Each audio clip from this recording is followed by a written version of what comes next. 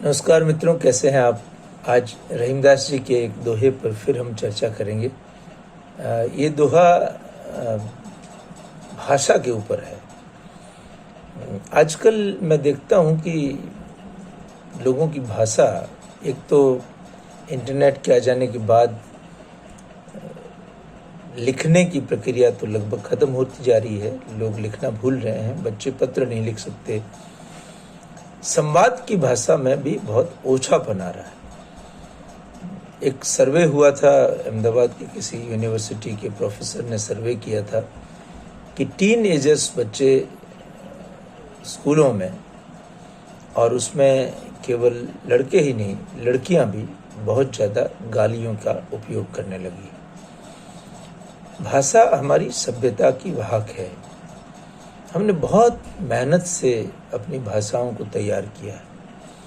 भाषाएं हमारे संस्कार को प्रकट करती है। ये बताती है कि हम किस खानदान से आए हैं। वो हमारा लहजा, हमारी बात करने का तरीका, हमारे शब्दों की विनम्रता।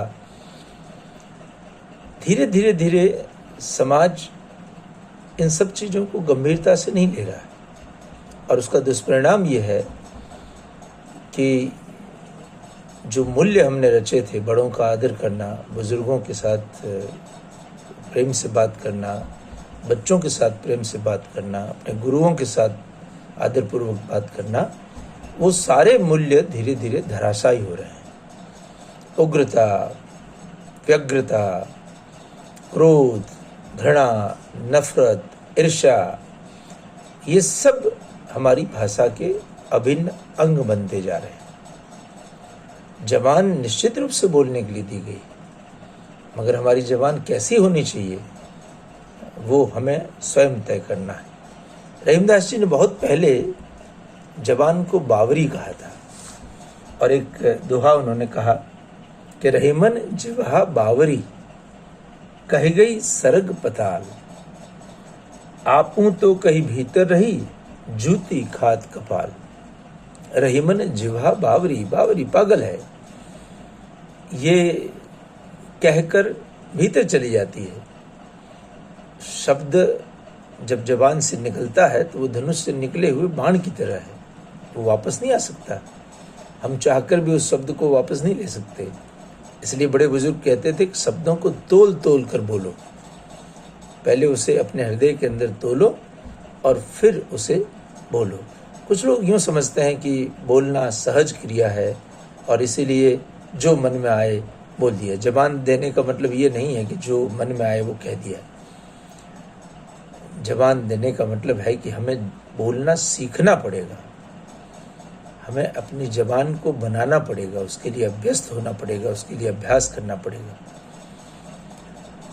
जो मन में आता है वो अगर कहने लगे तो हमारे व्यवहार अटक जाएंगे। ये बावरी है, बिल्कुल ये चिंता नहीं करती, मगर हमारा भविष्य ये जरूर नष्ट कर सकती है। कह गई सरग पताल, वो तो पताल में घुस जाएगी। जूता किसको खाना पड़ेगा? जूता कपाल को खाना पड़ेगा, जिसकी कोई गलती नहीं है।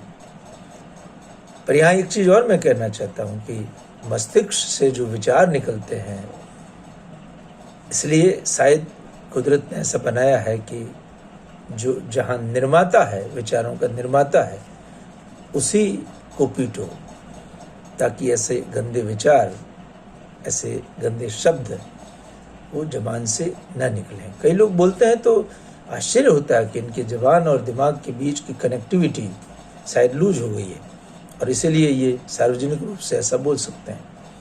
आजकल तो गाली देना, लोगों को अपमानित करना, हमारे इतिहास पुरुषों को अपमानित करना, वो जैसे फैशन बनता जा रहा है। किसी को भी हमें प्लेटफॉर्म मिला है। मुझे तो कई बार लगता है कि वर्षों से लोग जो दबे हुए थे बोलने के लिए, वो जैसे इंटरनेट के माध्यम से एकदम से खुल गया। लोग रील बनाते वक्त इस बात का ध्यान नहीं रखते कि हम किस सभ्यता से हैं और क्या ये हमें शोभा देता है। कई बार तो देखने पर शर्म आती है और विवेक पर प्रश्न खड़ा हो जाता है कि इस प्रकार की भद्दी हरकतें करके आप क्या प्राप्त करना चाहते हैं।